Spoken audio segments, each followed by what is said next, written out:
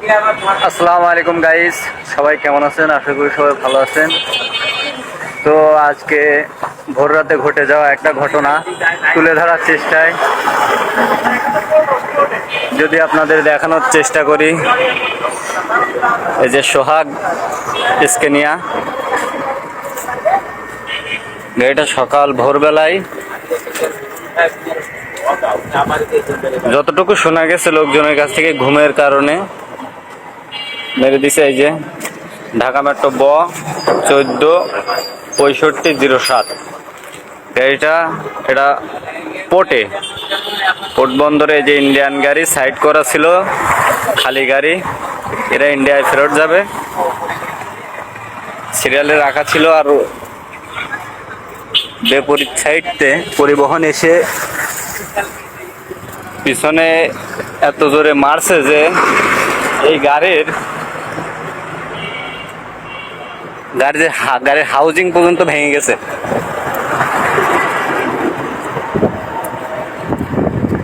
দেখুন, সাইড করা গাড়ি, আর বন্দরের ভিতরে এত স্পিডে গাড়ি চালাবে কেন? এখান থেকে আর 1 মিনিটের রাস্তা, 1 মিনিট গাড়ি চালাইলে চলে যাবে বাস টার্মিনাল। এই হলো ইন্ডিয়ান গাড়ির নাম্বার, আর গাড়িটা মারছে দেখুন, সোহাগ পরিবহন। ইন্ডিয়ান গাড়িটা সাইড করা ছিল আপনার এখান থেকে যতটুকু দেখা যাচ্ছে, দেখুন স্লিপ করতে করতে ওই পর্যন্ত চলে গেছে। বর্ডারের ভিতরে এত জোরে গাড়ি চালানো ঠিক না। আর তারপরেও বন্দরের ভেতরে সবসময় নিরাপদে গাড়ি চালাতে হবে, নিরাপদে গাড়ি রাখতে হবে। যাই হোক, এখানকার স্থানীয় কিছু লোকজনের কাছ থেকে শুনে জানা গেল, ততটুকু পাওয়া গেছে যে সকাল ভোরবেলায় ঘুমের কারণে রাখা গাড়ির পিছনে মেরে দিছে সোহাগ স্কেনিয়া। এই হইল তার সর্বশেষ খবর। এখানে অবশ্য কোনো হতাহতের ঘটনা ঘটেনি।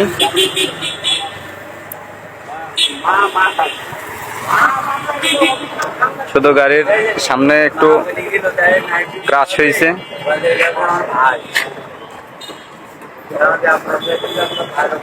তো যেসব পরিবহন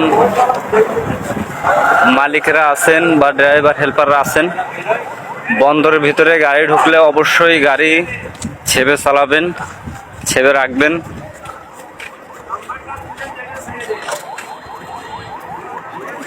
তো এই ছিল সোহাগ পরিবহনের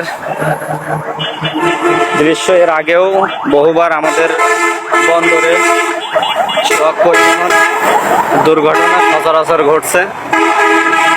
এর আগেও একটা রাখা গাড়ির পিছনে আরো একবার মেরে দিছিল কিছুদিন আগে এই সোহাগ পরিবহন।